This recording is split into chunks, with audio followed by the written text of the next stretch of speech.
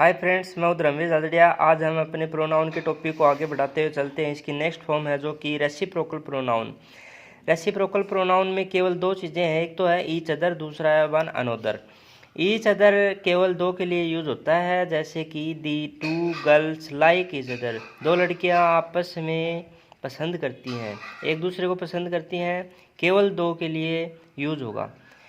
One another होगा two and more than two के लिए, जैसे कि we all love one another, हम सब आपस में प्यार करते हैं। तो आपने देखा है कि ईच अदर और वन अनोदर अलग अलग चीज़ें हैं। ईच अदर केवल दो के लिए यूज होता है, वन अनोदर दो या दो से अधिक के लिए। दूसरी चीज़ इसमें यह है कि रेसिप्रोकल प्रोनाउन का यूज कभी भी सब्जेक्ट के रूप में नहीं होता है।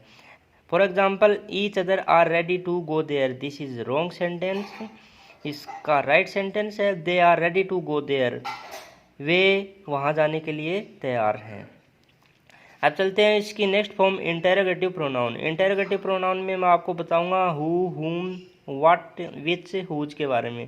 हु, हुम का यूज होगा एनिमेट के लिए, व्हाट का यूज होगा इनएनिमेट।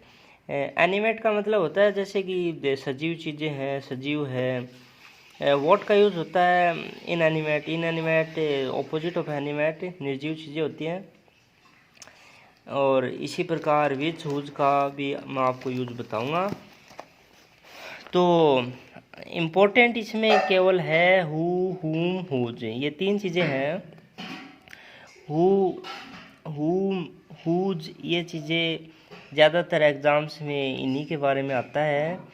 तो हम हु से सब्जेक्ट का पता लगा सकते हैं, हुम से हम ऑब्जेक्ट का पता लगा सकते हैं, हुज से हम उसका पोजेशन, उसके संबंध किससे है, उस चीज़ का पोजेशन के बारे में पता लगा सकते हैं। तो for example the children are playing cricket. अब इसमें देखिए कि बच्चे क्रिकेट खेल रहे हैं, तो हम हु का यूज करेंगे।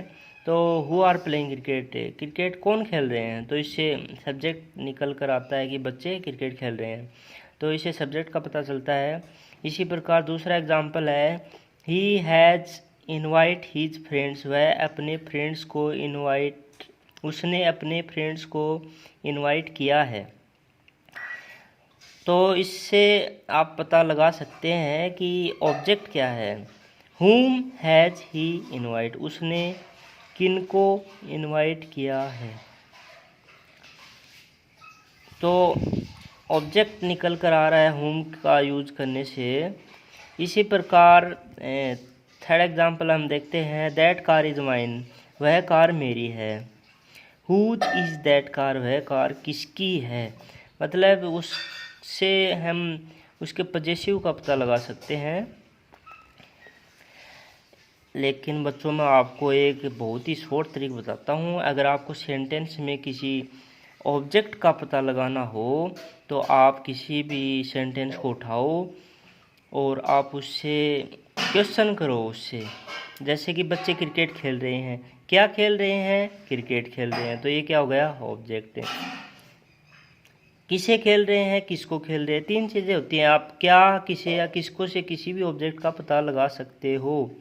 जैसे कि दूसरे सेंटेंस में ये है कि उसने अपने फ्रेंड्स को इनवाइट किया है। क्या किया है, आंसर नहीं मिल रहा है। किसको किया है, आंसर मिल रहा है कि अपने फ्रेंड्स को, तो ये ऑब्जेक्ट है। तो आप अगर किसी भी सब सेंटेंस से ऑब्जेक्ट का पता लगाना है तो क्या, किसे, किसको से आप किसी भी ऑब्जेक्ट का पता लगा सकते हो। अगर इन तीनों से आंसर आ रहे हैं तो मतलब उस सेंटेंस में ऑब्जेक्ट है। ये चीज़ें पैसिव वॉइस में बहुत काम आती हैं कि इसमें ऑब्जेक्ट क्या है, ऑब्जेक्ट है या नहीं है।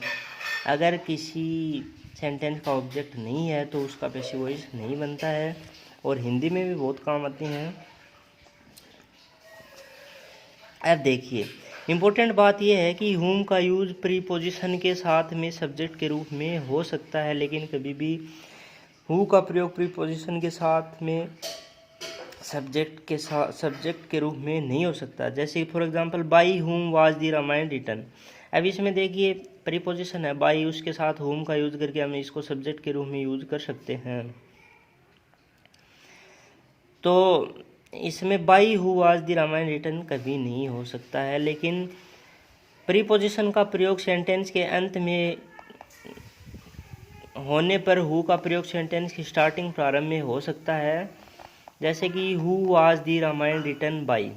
अब इसमें देखिए कि ये जो प्रीपोजिशन है लास्ट में आई है, तो इस प्रकार इस सेंटेंस में यूज हो सकता है। दूसरा देखिए who are you talking to, इसमें भी प्रीपोजिशन लास्ट में आई है, हु का यूज स्टार्टिंग में हुआ है। तो अब चलते हैं हम नेक्स्ट विच के बारे में। विच का प्रयोग सब्जेक्ट तथा ऑब्जेक्ट का पता करने के लिए होता है। इसका प्रयोग सिलेक्शन चॉइस के लिए भी होता है। विच इज योर बुक, आपकी किताब कौन सी है। Which of these pens do you like, इनमें से आप कौन से पेन पसंद करते हो। इसी प्रकार वाट का यूज है। वाट का प्रयोग सब्जेक्ट तथा ऑब्जेक्ट का पता करने के लिए होता है। वॉट का प्रयोग भी विच की तरह सब्जेक्ट ऑब्जेक्ट दोनों पता करने के लिए हो सकता है। What have you bought today, आपने आज क्या खरीदा है। वॉट इज योर फादर, आपके पिता क्या हैं। इस प्रकार इनका यूज होता है।